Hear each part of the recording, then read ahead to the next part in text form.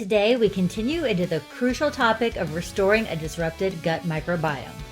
Our gut health plays a vital role in our overall well-being, so it is essential to understand how to restore balance when things go awry. Join us as Dr. Song shares her invaluable insights and strategies for a healthy gut. In our toxin taming segment, we'll be exploring the reasons behind avoiding benzoyl peroxide, a common ingredient found in many personal care products. Plus, we're debunking a medical myth surrounding semaglutide or Ozempic.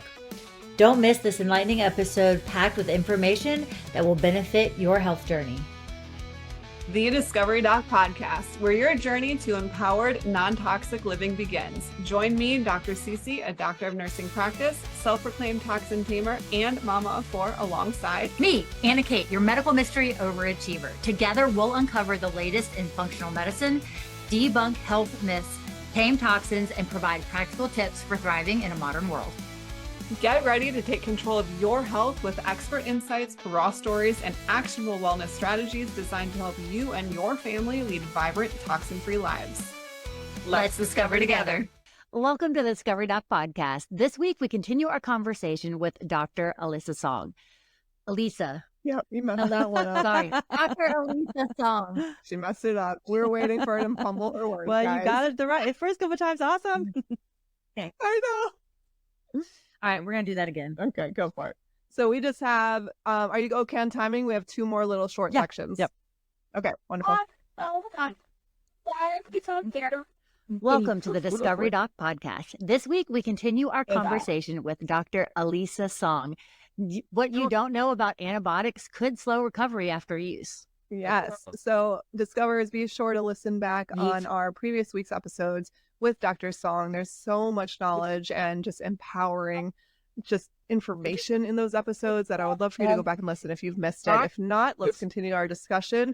And we are going to talk about all things antibiotics. We started on episode 1 or the first week of the episodes with her, but we are going to dive a little bit deeper into that now. So, Dr. Song, what should every parent and practitioner know? I'm going to open the floor and just let you go.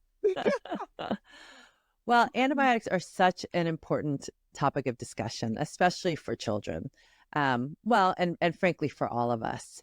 We know, and for me as a conventional pediatrician, I've seen the life-saving benefits of antibiotics, but we're also at the time where we have to recognize from a functional medicine standpoint the unintended and adverse consequences of antibiotic use, both inappropriate and appropriate antibiotic use.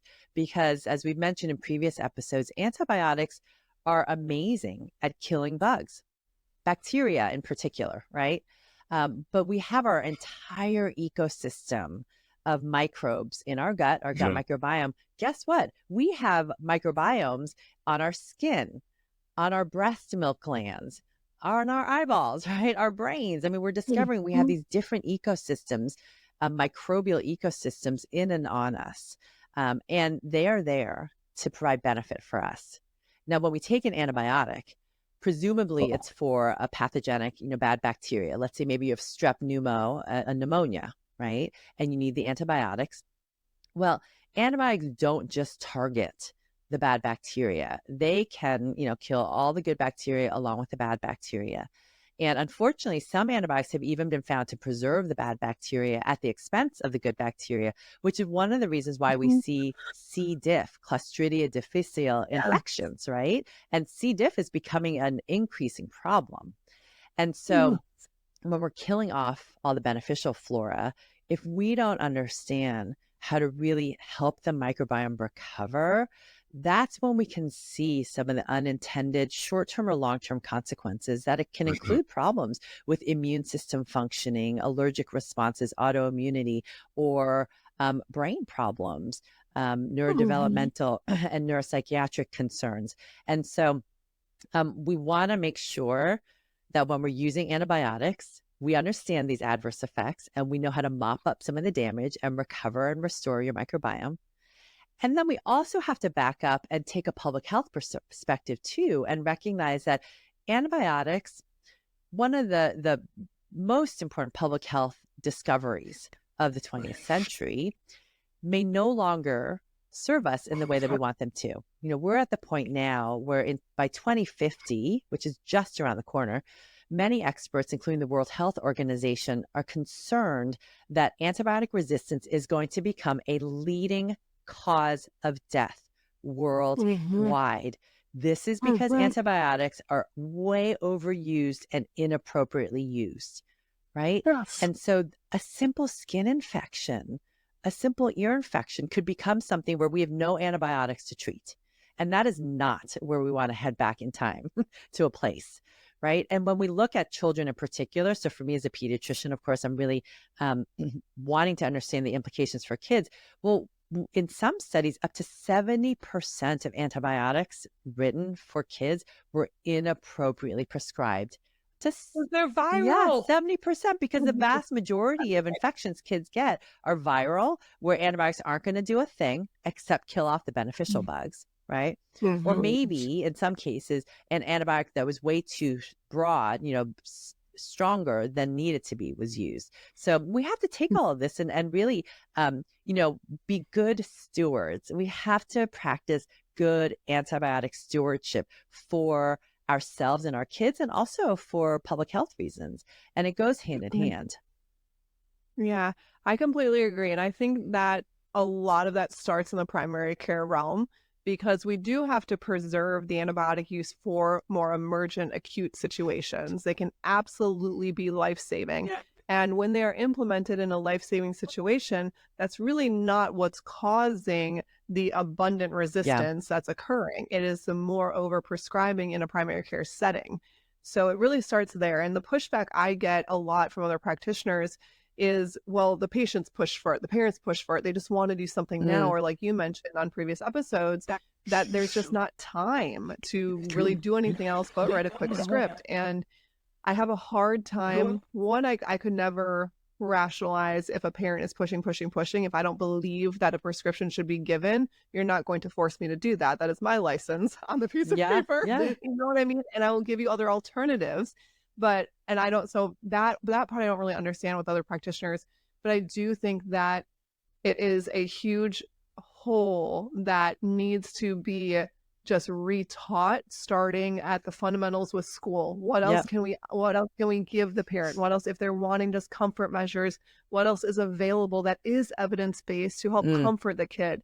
You mentioned garlic mullein oil, or garlic oil in general for the ears. That's wonderful. And then you have parameters, in terms of when we see peds in our office, we have parameters. If they're, if it's red and bulging, but it's not pussy, then I'm going with a garlic mullein oil for the next 48 hours. You're going to come back for me to recheck that ear. Yeah. And we're going to keep kind of a close watch, but there's no reason to jump right to the antibiotic, like you said, 70% of the time. Yeah. So it really starts with practitioners having the proper training to understand, okay, what else can be done? I understand that the parents are wanting some feedback or some form of, something that can be done then. So what else can I offer in this moment besides just pushing the antibiotic? Well, and a couple of things. So it's a really important point that you made, that a lot of practitioners say, well, but the parents want it. Right. Now, here's the thing, because I have a whole chapter on what every parent and practitioner needs to understand about antibiotics. And there's a list of 6 questions there to ask your doctor before you start antibiotics. Now, the first question is the most important, and it's a really simple question. That first question is, hey, doc, is this antibiotic really necessary? Now, sounds like a simple question. Why would the doctor be prescribing it if it's not necessary? However, one study found that practitioners were twice as likely to prescribe an antibiotic, even if they thought it wasn't necessary, if they thought the patients wanted it. So simply by asking that question, you're not saying, I don't want any antibiotics. You're saying, I want to use them if they're necessary, but I want to know, is this necessary? So you're opening the door for that practitioner to know, oh, okay, this is not one of those parents who's come in with the sole purpose of walking out with a prescription in hand, right? Because there are parents like that, but parents listening to this podcast are not like that, right? So listen, so ask the question. The second point of, what are the alternatives? Because as a parent, sure, you don't want to use unnecessary antibiotics, but your kid's still in pain. And also, by the way, too, we know ibuprofen, unfortunately, can also cause microbiome disruption almost as much as antibiotics. So what do we do, right? And that's where the doc or the practitioner in front of you, they may not know, right? And hopefully they'll learn more tools. But that's where, finding other practitioners in your community that you can collaborate with, right? As long as you know, okay, these antibiotics weren't necessary, but let's wait and see. I don't want them to become necessary in a few days. What else can we do? It might be finding a naturopathic doctor or an integrative pediatrician or practitioner. And that's where, for me, it was really important for me to, my book actually could have been 2 separate books. I mean, part 4 is literally like the top 25 top acute conditions or conditions that kids face. And all the tools that I use, from homeopathy to herbs to supplements to, diet and lifestyle, everything that if you're a patient and you page me at 2 a.m, my kid's throwing up or my kid has a fever, they have an earache, which of course it always happens in the middle of the night, right? What I would tell you to do, right? What I would recommend, and also when those medications might be needed, when you should really think about calling your doctor or even going to the emergency room. Because as a parent, you don't want to be left thinking, okay, I'm doing all these quote natural things, but okay, then what? Like, how do I know for sure? Right? You just want to make sure that you're doing the best for parents, but there's so many things we can do. I mean, you mentioned the garlic mullein, but there's so many things that we can do, whether it's a sore throat or flu or eczema or sleep problems.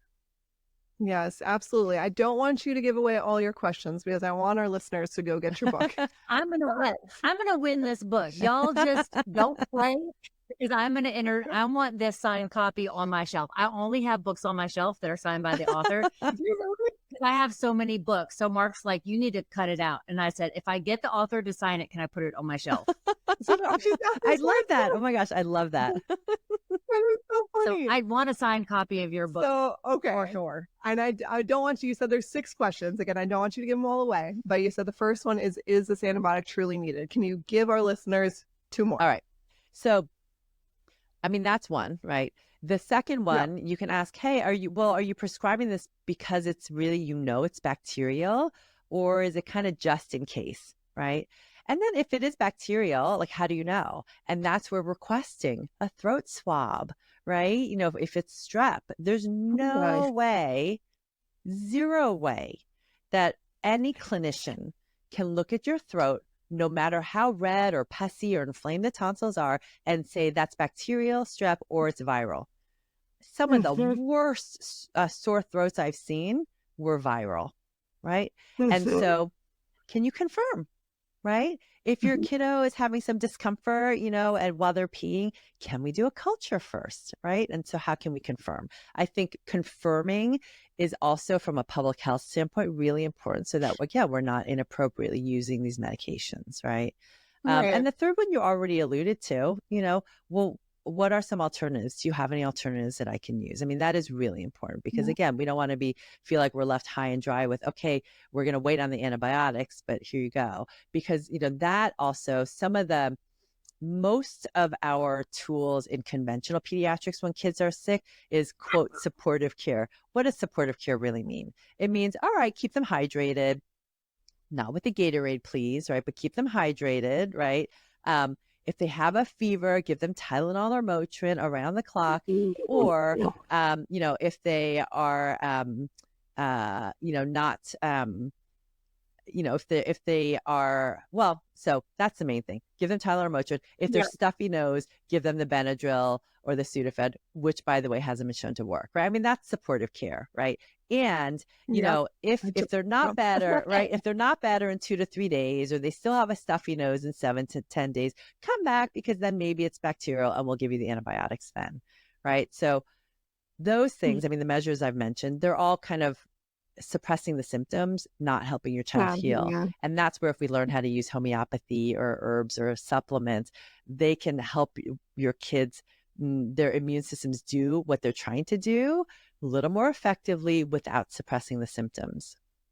Yes, I don't know what episode we're on. In one of our episodes this month, we actually talk about suppressing fever, especially in children. And I think it's not common knowledge that the fever is there to do its job, to help our blood cells, just our innate immune system go attack that pathogen. So it's actually been proven in literature that suppressing the fever causes prolonged symptoms. And so even parents understanding, I think a lot of parents think that when they're suppressing that fever and that, that number is going down, that they're helping their child get over the illness faster, where they think they're actually doing something about the illness itself. And so even just the basic understanding of, no, you might be comforting your child by decreasing the temperature, but in terms of the infection, it is not doing anything to eradicate the infection. You mentioned urine, and I think just a quick point about this is even there with antibiotic overuse, common practice is, okay, let's say we go to urgent care, we think that there might be a UTI, we give the patient a prescription for an antibiotic, we send it for a culture comes back 3 days later, patient's been on the antibiotic 3 days, oh, it's actually negative, so stop that antibiotic. Are there other tools that can be utilized in that moment to help the patient with that discomfort? In my practice, we would use either something like D-mannose or Buco by Marco Pharma. There's awesome herbal extracts there. Even more spore-based probiotics, depending on what's going on, either orally or vaginally, depending on the woman's circumstance. But there are definitely other modalities that can be utilized in the meantime while you are getting that information back from the culture and then making the decision if an antibiotic is warranted or not. But let's say, for more a deep dive question here, there are absolutely times that antibiotics are needed and justified and utilized appropriately. What are your top tips in that moment for helping to prevent that antibiotic from disrupting the gut microbiome, or afterwards to protect their GI tract once the antibiotic is finished? Yeah. So this is, there are going to be times where antibiotics are necessary. And I said in a previous episode, I mean, both my babies had antibiotics when they were under 5 weeks of age. And they've had antibiotics for, rarely. I think, my son had a strep infection later on in life. And so, I gave him antibiotics for that. But we have to understand how to recover the microbiome. Now, here's the thing that's really interesting. If you did nothing after a round of antibiotics, your microbiome would eventually start to recover. However, it wants to recover to the state that it was in before you took antibiotics. So the key, ideally, would be to create that foundation of microbiome resilience even before your kiddo ever needs antibiotics. That's the key, right? Because if you have the microbiome resilience, if you're doing the 5 things for microbiome magic and you're nourishing your microbiome and you're living and eating in a way that supports a healthy microbiome, yeah, that's resilience, right? Your microbiome will take that hit for sure after the antibiotic, and then it wants to bounce back. Now, what if maybe your child's microbiome wasn't at the healthiest state, right? You can still recover your child's microbiome, but it goes beyond just taking probiotics. A lot of people think, well, I'm just going to throw in, 100 trillion colonies in there and blast the microbiome with the good stuff. Well, that doesn't necessarily work either. So here's the thing, I call it the gut reset program. And I have, some keys. This is what I would do with you in my practice, whether it's after a recent or past round of antibiotics, because sometimes you're thinking back now like, oh, my kiddo had antibiotics when they were 3 and now they're dealing with some immune stuff. There's probably some disruption there. Or if they're, maybe, had a recent round of antibiotics for, I don't know, let's say a bronchitis. So the gut reset, the RE in the reset, is returning to the 5 things for microbiome magic. Now we have to go back to that.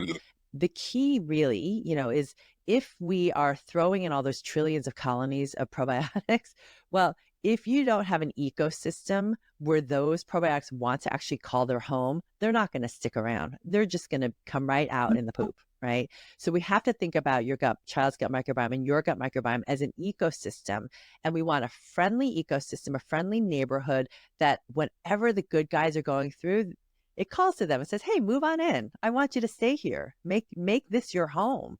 And just by doing that, getting in some good bugs in there, those good bugs also then call in their friendly neighbors to say, hey, let's create a good environment for our home, right? So that's why we need that. We've got to have that diet and lifestyle piece that we're working on. Now, then we're giving, a lot of antibiotics can trigger leaky gut. So the set, S, is a seal and heal the leaky gut. E is eliminate gut dysbiosis. Possibly there's gut dysbiosis. And the T is transforming the gut microbiome. Now, the seal and heal the leaky gut, a lot of people are familiar with the 5 R's, but that's really, where we're giving the nutrients to protect your leaky gut. And the most important nutrients are going to be zinc, glutamine, your omega-3s, drink your bone broth, get in your zinc that way, get in the healing glutamine that way, and, take some fish oil. The transforming the microbiome, that's probably the most important piece. And we've spoken about the vagus nerve before, right? But when we want to really have this restoration take hold, we need to then engage our vagus nerve to really kind of hammer in that healthy ecosystem that then sticks around. So, I mean, there's a whole timeline with this, but again, if you are during this time, you are going to be taking probiotics, right? Now, there are probiotic strains that have been shown to help the microbiome recover after antibiotics. Those are the strains that I want in there, right? Like Saccharomyces boulardii can be helpful. Lactobacillus rhamnosus GG can be helpful. There's a Lactobacillus acidophilus NCFM. I mean, there's a few strains that are in there that you can find in some multi-strain probiotic supplements, right? So choosing those, getting in extra prebiotics. I mean, you're going to get the fiber and the phytonutrients in from your diet, hopefully.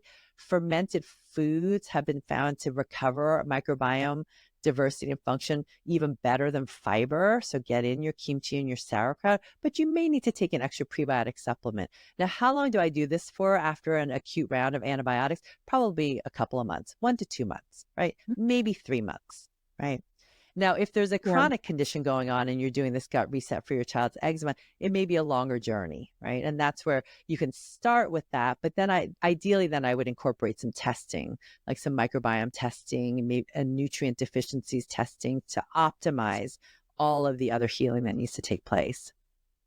Yeah, absolutely. A good way to think about it is, and how I explain it to my patients, because I think a lot of people don't fully understand even what a microbiome is or the different components of it. We tend to just think, okay, an antibiotic comes in and it gets rid of all the all the good bacteria. But there are things that are non-pathogenic, but are opportunistic that do belong in our microbiome, whether it's in our gut, on our skin, in our mouth, wherever it is, that are opportunistic bacteria or opportunistic little parasites or fungal species that belong there. But what I say is they're like the weeds of our GI tract. And then we have the flowers of our GI tract, and it's like this beautiful garden. And when we take an antibiotic, yes, it can cut down the flowers and kind of shrink the flowers. But not only that, it can allow the weeds to overgrow. And that's where we get the increased risk of autoimmunity or the increased risk of dysbiosis. And so understanding kind of the concept of, okay, that antibiotic can come in just like so many other things can and disrupt our microbiome. It means it kind of can push down the good and take the bad guys and allow them to overgrow. And something that I see, especially with my little eczema kiddos, is Candida, of course, is coming in. That's why I like more spore-based probiotics, like Saccharomyces boulardii as well, alongside antibiotic use, because it does also help kind of that Candida overgrowth and helping those bad guys, those opportunistic organisms, stay at bay as well. Yeah. It's a comprehensive approach. And again, it's got to be, we can, again, throw in the probiotics in there, but like you said, I mean, it's a whole garden, right? Our microbiome is not just the microorganisms in it. That technically are our microbiota, right? Those are the actual organisms. The microbiome is the whole ecosystem that is comprised of your microbiota and all the genes that they bring with them and the little environment they've created for themselves. So it's a whole ecosystem. It's just like, I mean, I tell kids it's, if they're thinking about, Jack's Magic Beanstalks, it's not like Jack's Magic Beans. You can't just throw, beans, probiotics in there and expect things to grow.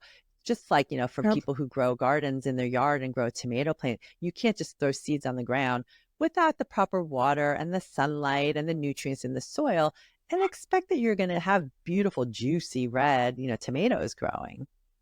Yes, absolutely. Well, discoverers, stay tuned. We have one more episode with Dr. Song where we're going to dive into just this holiday season and how we can be proactive with helping the kiddos stay sick around somewhat of the chaos of the holidays. Mhm. Stay healthy, you mean? Yes. I did not think that. You did. But we're in the eyes. We're going to clear it all up in the next episode. Yeah, so clearing. you stick Yeah, you around. have to know, listen. Yeah. So also make sure that you are following us on Instagram at the Discovery Doc for a special opportunity to win Dr. Song's book. If I don't win it first, you're competing against me. And also, if you would like an additional entry into that contest, make sure that you are on my insider list so I can send you a special invitation for an extra entry. And do you have a wellness dilemma for the Discovery Doc, our guest to solve? Share your query on our podcast page at thediscoverydoc.com. We're continuing our exploration of the toxin tamer toxin benzoyl peroxide. Benzoyl peroxide. Yes. She almost forgot it, guys. Examining why it's crucial to be aware of toxins and their impact on our health and well-being. All right. So it's benzoyl peroxide itself is technically safe until it's stored incorrectly and benzene becomes the culprit Yes. and the big toxin. So again, I'm going to say this. I say it all the time. If you're using it and it's properly stored, kind of finish what you have and then make the switch, because we don't want to waste anything, because that's not great either. But if this is a big trigger for you, ditch it and switch it. Yes. So, yeah, the issue is, is that like before it gets to you, the amount of places it has to be, You never know. you never know. So the issue again is what AQ is saying is that yes, benzoyl peroxide, when it can turn into something called benzene when it's not stored at proper temperatures, particularly when it's exposed to high temperatures.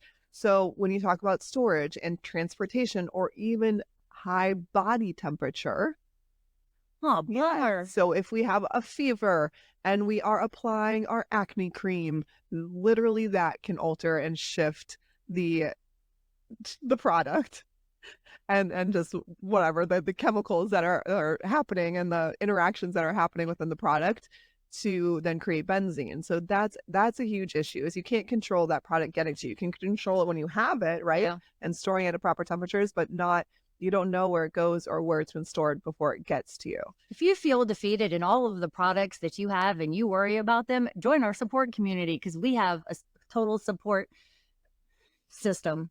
To not go down rabbit holes, Yes. lose your mind. Yes, absolutely.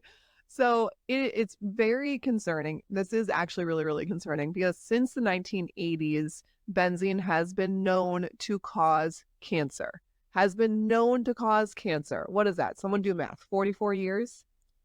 44 years?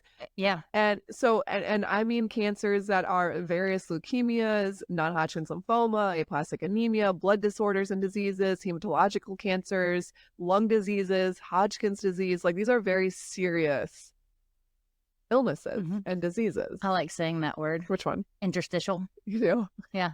Interstitial. How often are you saying this? I'm not, but it's just one of those fun words that gets stuck in your head and you just say it all the time. I don't know why. It's just, I like words. I can't never say them, but I like them. They sound good in my head, but Yeah. when I try to speak them, they don't come out right. So, okay.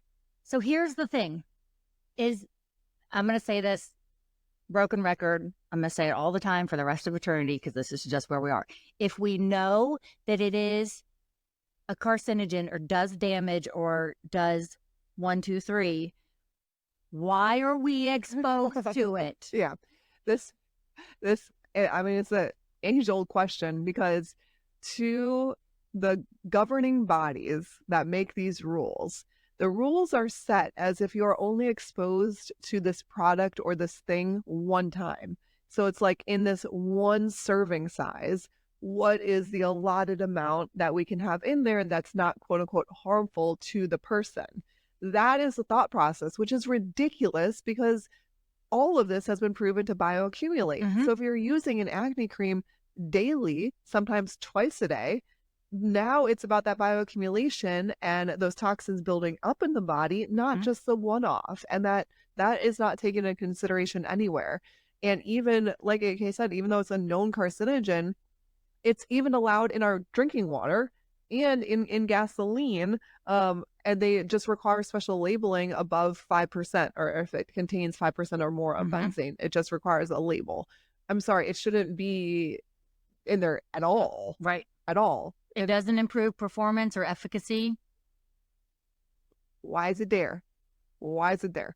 So the kind of more sciencey behind it is that what happens is when we are exposed to benzene, and it does accumulate again on a cream daily that your skin is absorbing and gets into the bloodstream, it can decrease your white blood cells. It can cause and lead to anemia. It can cause damage to our DNA. That is where the trail then goes to linking it to cancer. It can also be harmful towards the bone marrow and increased chance of infection. So, yeah, it's a problem, girlfriend. It's a problem. I'm just going to cry right now. Just cry. Because this is one of 750,000. Yeah, that shouldn't even be, like, the frustrating part about it is it should just not be. Like, some of these things are naturally occurring, right? And we can't get rid of those, but they do not need to be then synthetically processed and put in our personal care products. For what? To make a cheaper product? To make it last longer on the shelf? I'm sorry, what? Yeah. But we're going to give you cancer in the meantime. Yeah, they're after the bottom line. And if they keep you sick, then they have something else to treat. So it's win-win for the nutritional companies and food and the drug. So the FDA is one entity. They are not separate, and they should be. And I'm hoping that here in 2025, they become separate and good things happen there. But they are intertwined and they're in bed together and they're never going to break up. Yeah. So when one profits, the other does. Right. That's her point. Yeah. I think. That's my point. So they're mutually incentivized to help each other. So if we keep people sick, then we can also charge them to be sick because wellness doesn't make money. No. And it's, if you look in we are super digressing right now, but if we look at the history of major illnesses, there are just people that profit from that illness coming about. And so they create a problem. 2020. Yeah. We didn't say that. Excuse me. They create the problem and then they sell the solution. So a huge one for me, and a great example is obesity. You know, America has stripped away people's natural abilities to connect to whole nutrient dense foods and sold us on this convenience, highly processed, ultra refined seed oils, sugars, all these things, even in our baby formulas, that from the get-go, we are predisposed to I would say more at risk, I should say, for becoming obese. Well, now here comes along something like Ozempic, and we're going to profit off of you being obese because then all of the comorbidities that come along with it. But then we're also going to profit off of the drug to help make you thin again. Yep. Like that. What? So keep listening because we're going to talk about that next. Yeah. Ozempic. We will absolutely talk about that. Actually, in this episode right after this. Oh. So if they keep listening, keep listening. 2 seconds. Apparently, I don't know what we're talking about when. We'll get there. So, all right, stay inspired and informed. Subscribe to our mailing list at thediscoverydoc.com for exclusive access to Dr. Cece's top picks and swaps this season. In this installment of Medical Myth Busting, prepare to have your beliefs challenged and your knowledge expanded as we expose the reality behind those persistent health myths. All right, this is a big one. We promised you in the last segment, our last Toxin Tamer segment, that we would be talking about this thing. Now, dun dun dun. Ozempic. We don't know what it will do to you. Okay, so that's a huge issue, is the fact that we can sing that song. I know. Okay. And it's been around forever. I mean, since 2017. Okay. It is so sad that we can sing that song. I saw this thing the other day, no, a long time ago, I'm not going to say the other day, that was like kids growing up, kids now know more brands by their logo than they can name plants and trees and flowers and things. Fruits and vegetables. Fruits and vegetables, yes. Yeah. Like that is so sad, but that is point A of a million points with this Ozempic. So our myth is Ozempic is a miracle drug, period. Okay. No, it's not. I'm just going to say that. But this is a huge can of worms. Ozempic, the GLP-1 category of drugs is newer, but has been around. What I don't love is I don't trust, frankly, is the marketing behind it and the funding behind it. Yep. So we mentioned earlier, I'm sorry, I don't know what segment it was. Maybe AK can tell us. But a lot of times our country likes to create a problem and then sell a solution. And that's how our medical system is so stinking profitable. That to me is a big problem. So if we create this huge issue of Americans who are overweight, but hey, let me come and sell you this quote unquote miracle cure drug that will help you lose the weight. Now who's benefiting from that? The pharmaceutical companies. And they put it on TV and on commercials as this happy-go-lucky, amazing, this woman who is smiling and frolicking in the fields and having the time of her life. And now Everybody's so happy. Everyone's so happy, socializing, that you're so distracted by the tune, like, and it's all marketing. It's all marketing. Like, they know what they're doing by creating something catchy and appealing to you, that your eyes aren't going to all of the potential side effects or adverse reactions to it. And it also is so inappropriate to me that the United States is one of the only few countries, I think, what was it, Canada, New Zealand are the other two, that can market drugs directly to the consumer. So if we took that $212 trillion that they use on advertising and put it into health and wellness and creating platforms or creating funding for natural, what is it called?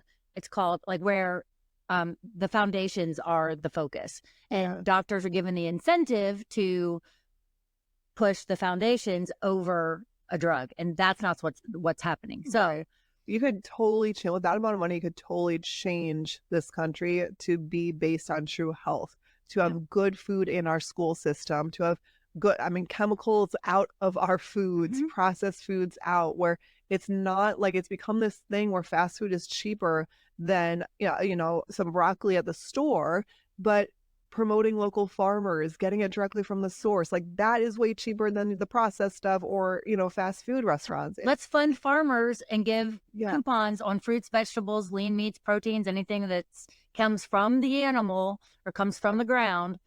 Like that would be an incredible game changer. Yeah. You can change that in your own life. You can. So that's huge. I don't trust the marketing behind it. I think they are trying to sell you a product. And that is exactly what they're doing. They're selling you this amazing cure that will help you lose weight, which how many millions of Americans are overweight, and who is funding the research behind the effectiveness of this product, the pharmaceutical companies, and who is profiting from this product, the pharmaceutical companies. So I don't like that. Now, if it doesn't matter what I like and don't like, that's emotion. It's about fact here. So let's get into some of the facts. The injection mechanism is patented, but not the drug itself. So, was this yours? Yeah. You want to talk about it? No, well, no one ever tells us this. Yeah. So we're all about peptides have been around for forever. Peptides are either small or large chain amino acids, for the record. So Ozempic has put it into this syringe. We talked about dosing last month. The dose is far too high, which creates all the side effects, and we'll get into that in a little bit too. But the peptide itself is not patented. They may have a formulation of things, but their patent comes to the injectable device. She's trying to say is semaglutide. Yes. We need to use that word. Yes. Okay. Semaglutide. So semaglutide is what she's saying is not patented. And so the drug company took that peptide, incorporated it into their own injection mechanism, into their own drug. That AK is going to tell us how much it costs to make and how much they charge for. $5. $5. So this is from in Canada, in Europe, that it costs $5 to make. And then they send everything over here and charge Americans $1,800 and up. Wild. Absolutely wild. So I think there's so many aspects here of what you need to be aware of. And this is where, again, I'm going to remove all emotion and we're just going to look at the facts. The facts are that we need to know what is in it. Has anybody that's on Ozempic actually looked at the manufactured ingredients? That would be step one. Yes, there is semaglutide. Some semaglutide is that peptide that AK is talking about that they're using within this drug. But there's also disodium phosphate dihydrate. There's propylene glycol, asterisks on that guy, phenol, and then water for injection. Propylene glycol is a synthetic liquid that's used in chemicals, foods, pharmaceutical industries as an antifreeze. So it basically helps that injection maintain its liquid form when it enters the body. However, heavy use of the injectable medications with propylene glycol have shown in studies to lead to high doses of it in the body, i.e., that propylene glycol is not metabolized by the body and it's synthetically building up and bioaccumulating with that injection that you're taking every single week. Mm-hmm. Each 1 milliliter of Ozempic contains 14 milligrams. That's ridiculous. Of propylene glycol. Propylene glycol itself has been linked to cardiotoxicity, so toxic for our cardiovascular system and our heart, renal dysfunction, so our kidneys, liver dysfunction, respiratory issues, and central nervous system disorders. So this is massive because it might not be, when people say the side effects of Ozempic, you have to understand where that's coming from. It might not actually be from the GLP-1 receptor agonist or from that semaglutide. It might be what it is mixed with that you're injecting into the body. So that also then leads me to being aware of those long-term side effects. These are all conversations you should have with your doctor before making the decision if this is the right thing for you or not. The huge, huge, huge flag here is that the FDA has a warning for thyroid tumors and cancer. It's on the box. It's on the box. But there is no set rule for how long you can be on Ozempic. Okay, let me back up. The FDA knows that Ozempic can cause thyroid cancer, but they set no regulations on how long a patient can be on it. So your doctor could prescribe it for you, you lose weight, awesome, and they keep it on, you keep it on board for 5 years because it's helping you, maybe you haven't changed any sort of other lifestyle factors and it's helping you maintain the weight loss, knowingly that it causes thyroid cancer. Mm-hmm. So because of this massive boom of Ozempic occurring in the past couple of years, I have no doubt if we fast forward 5-10 years from now, we already are the country with the largest population of thyroid disorders because of all of the chemicals that we're exposed to. But there's going to be a large uptick of thyroid cancers because of this. So what is the trade-off here? You losing weight or possibly being at a much higher risk for thyroid cancer? So here's the other thing too, is that any peptide in excess causes issues. So insulin is a peptide. Mm-hmm. So if you are trying to maintain your insulin, so you're type 2 diabetic or you're insulin sensitive, like too little or too much can cause lots of issues. So it's not necessarily the peptide itself. Again, it's all the other things. Yeah. And then another thing that I just learned is the Association of the American Pediatric Association or whatever. Yeah. They are recommending that obese children at the age of 12 be put on Ozempic for life. For life. Instead of moving, eating better, eating whole foods, getting sleep, getting in sunlight, and we'll talk about the foundations in a second, but if that is not front and center, none of these peptides help. None of them. Yeah. They have their place, but if we're not addressing, again, the root cause, then this Band-Aid causes more issues than it solves. And a 12-year-old being put on it for life. One, it just gives us a crutch. That's not a solution. It just gives us a crutch of saying, oh, we have this drug that will hopefully help us lose weight. But again, here's a dose of a side dose of thyroid cancer with it, or pancreatitis. It impacts your pancreas. Pancreatic cancer. Do you know how intense pancreatic cancer is? I don't want I don't want anything in my pancreas. What's supposed to be there? Kidney and gallbladder disease, intestinal obstruction. So this is a big one too, because in terms of short term, what I have seen is absolutely GI health declining. So intestinal obstruction, it means that it can decrease our motility within the GI tract, which then will increase our risk for colon cancer.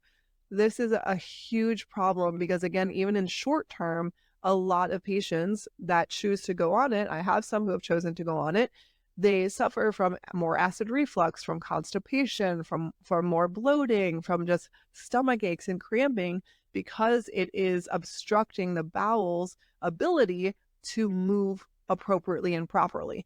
And if we go to kind of the basic fundamentals of our bowel movements, our poop is meant to move through that tube at a specific rate. Mm-hmm. It deposits good bacteria along the way as it's sliding out. And if it gets stuck for too long, then it can also overgrow bad bacteria in that location instead of, moving along properly. If it goes too fast, then we run the risk of no good bacteria being deposited at all. And so with something like Ozempic, it's known to cause more constipation, to decrease that motility, which also increases that risk of colon cancer. So for short-term use, yes. Is it effective for weight loss? For most patients that I have who've chosen to go on it, yes. There are some who don't see a darn thing. Yeah. Not a thing. It can be a kickstart, but it is not an all-in solution if those foundations aren't in place. Exactly. You cannot eat crap and still want this to work. It doesn't work that way. You have to radically change your lifestyle, your nutritional lifestyle, your physical lifestyle, for this to be an added value benefit in the short term. Yes, in the short term. And those are the patients who also rebound. If nothing has changed in terms of lifestyle, then sure, they could lose 20, 30 pounds on it in a couple months, and then they get off and they have changed nothing in terms of lifestyle, and now they've gained the weight back, and so they get back on it. Again, it's not a solution to me. It can be kind of a little kickstart and a little kick in the booty, as I like to say, for very short term, as just a buffer as you are making those changes. I will not allow my patients to be on it more than 3 months. No, I won't. And it's important to know that I do not prescribe Ozempic. I will actually use just the semaglutide peptide itself, because then I can control the dosage easier. I can control the frequency. I can control if we're compounding it, other kind of just other things that we add in. If I need other complexes in there, other amino acids in there, I can control that. So it's much more unique to the patient versus a one-size-fits-all Ozempic. The semaglutide peptide still contains the active ingredient, which is glucagon like peptide 1 or that GLP-1 receptor agonist, but allows us, again, to tailor it more specifically to the patient's need. When I do use it short term, I have lots of rules. Yes. One is that I'm not prescribing it if you are not dedicated to changing lifestyle. And we have a health coach in office that if my patient needs help doing that, then I pull her in, and there's weekly meetings, accountability for just diet, exercise, movement, whatever it might be. Number two is because of the massive risks that are associated with long-term use, right? So I'm comfortable with the 3-month because literature shows us that long-term use, that's where we get those side effects or possible increased risk of cancers from. But while you're on it short-term, protecting the GI tract and the thyroid is of utmost just importance.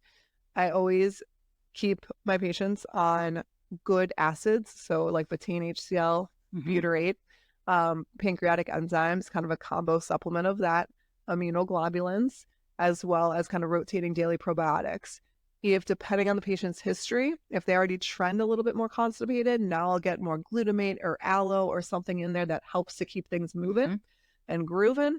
And then diet choices are massive. I will stop. I will yank it from a patient if they tell me hey, yeah, it's because it suppresses your appetite. It will not make you hungry. And if you are, just taking a spoonful of mac and cheese once a day, I'm not here for that. Mm-mm. But if we are actively making informed decisions to, even if you're not hungry, to just have a high fat, a high good fat, high protein, high fiber, couple bites of something. Yeah. Cool. Because now we're protecting you. Yep. Versus the other side of it, the liver also, NAC, milk thistle, glutathione, any of those just kind of rotating through to keep things flushing and keep things moving for that short term. Mm-hmm. And that leads us into the foundations that if you are not, if you want to lose weight, so Ozempic is a blood sugar drug, Mm-hmm. right? That's what it's like for type 2 diabetes. Yeah. Like that is what it is marketed as. And then there's just the side effect of the semaglutide and the GLP-1. So she's gone into all of that. But if the foundation is that you want to lose weight, you have to have these things in place. One, it's prioritizing protein. This is my nutrition coaching, personal training coming out. Prioritize protein. Every single meal have protein and a healthy fat. And then you can have the carbs if you want to. But if you're full on proteins and fat, you'll eat less carbs. And then hydration. Make sure that you're drinking a ton of water, especially if you're on this type of supplement as well to help you in your path. If you're not getting in the hydration, that stops everything up and no bueno. Yeah. Sleep, managing your stress, making sure that you have a great sleep routine, making sure that when you get up, you get your eyeballs on the sun. So even if it's outside and cloudy, just getting nothing between your eyeballs and the sun and just helping with that vitamin D and all of those things. So and also number 5 is strength training and movement. If you are not doing these things as just the way of life, this drug will not help you. It will cause more issues than it causes benefits, right? So try those 5 things, those 5 foundations first. Give yourself 6 months. And then if you need a little kick, great. Yeah. Talk to your practitioner, start low, Yeah. and go from there. Yes. And that's a good 2 kind of points in there also is I tell my patients this. I am always going to support you with whatever you want to do in safe parameters. Mm-hmm. So I especially will honor women. There are some women that come to me that are chronically ill, that their weight is just bothering them. It doesn't make them feel good. They slip down into a deeper depression, and we cannot heal even if we have a patient, let's say, who has 25 different infections going on.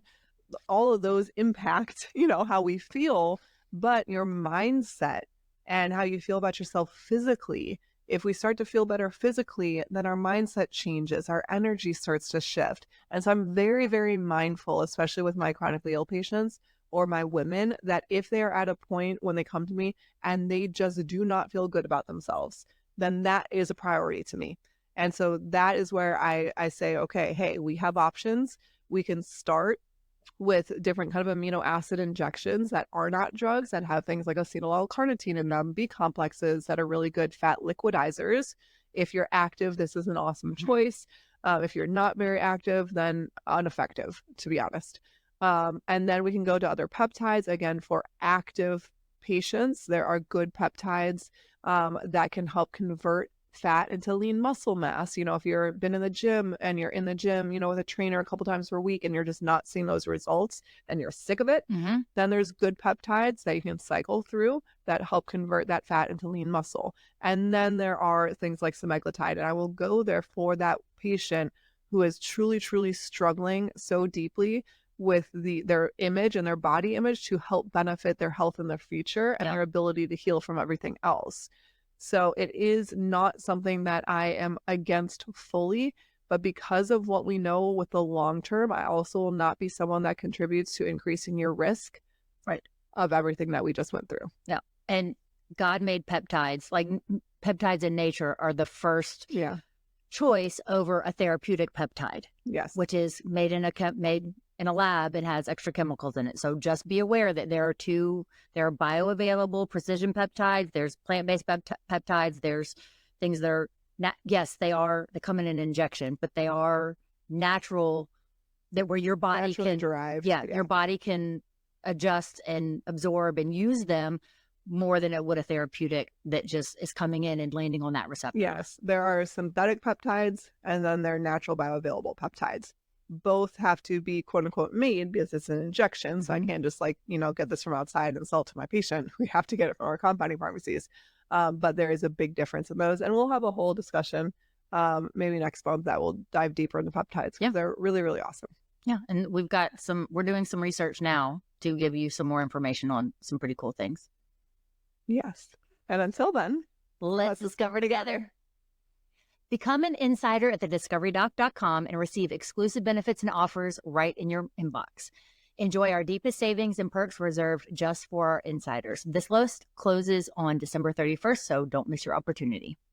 We hope you enjoyed today's episode with Dr. Elisa Song as much as we did. With her expert guidance, you're now equipped with the knowledge and tools to tackle gut microbiome disruptions head on. Remember, maintaining a healthy gut is key to overall well-being. So keep those tips in mind and make your gut a top priority.